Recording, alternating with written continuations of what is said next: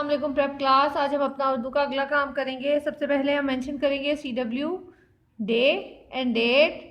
अब हम यहाँ से शुरू करेंगे। हरूफ से अल्फाज बनाए। हमने इन हरूफ से अल्फाज बनाने हैं। खे हे से हम शुरू करेंगे। हे हलवा,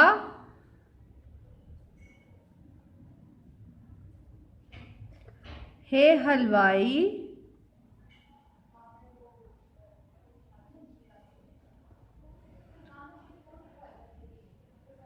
हे हौज,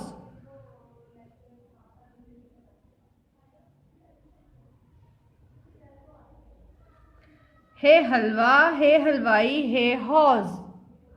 खे खे खरगोश,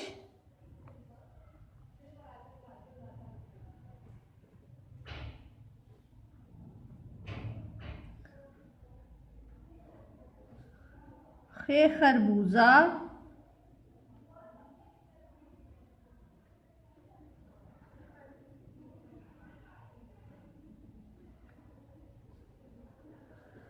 खे खाकी,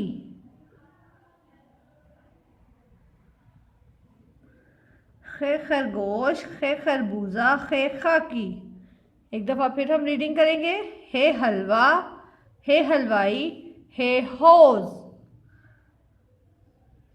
खे खरगोश, खे खरबूजा, खे खाकी। आपने इन हरूफ की प्रैक्टिस अपने रफ कॉपीज पर करनी है। ओके प्रेप क्लास, अल्लाह हाफिज़।